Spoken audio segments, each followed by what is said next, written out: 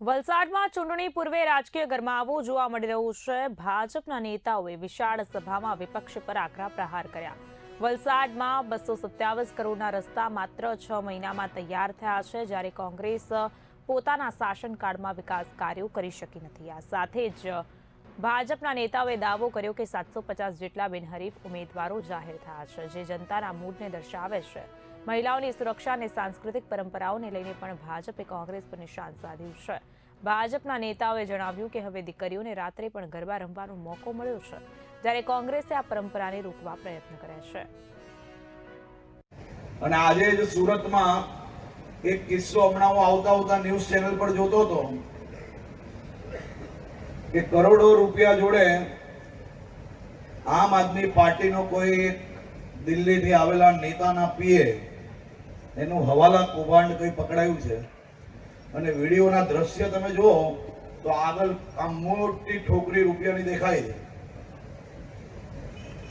આ રૂપિયા છેલ્લા 1 વર્ષથી દર મહિને અલગ અલગ જિલ્લાઓમાં આજે યુટ્યુબ નામની ચેનલો ચલાવતા લોકોને આપવામાં આવતા હતા અને ગુજરાતના લોકોને અને ગુજરાતને કઈ રીતે અંદર ઝઘડા કરાવી શકાય તે પ્રયાસ કરવામાં આ રૂપિયા વપરાતા હતા।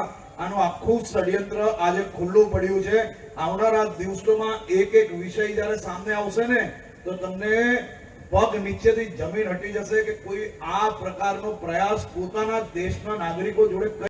તમને જાણીને દુઃખ થશે કે આ સૌ લોકોએ આખી ગેંગ ભેગી થઈને મહિલાઓને મળતો ન્યાય, મહિલાઓનો હક છીનવવા માટે કયા પ્રકારે કોશિશ કરવામાં આવી છે। આપણા મોદી સાહેબે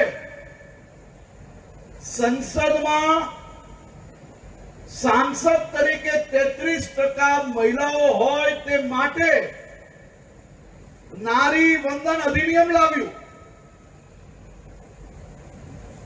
અને આ મહિલાઓ સાંસદ ના બની શકે તે માટે આ બધી ટોળકી એક થઈ અને એ ટોળકીઓએ મારા દેશની, મારા રાજ્યની બહેનોને,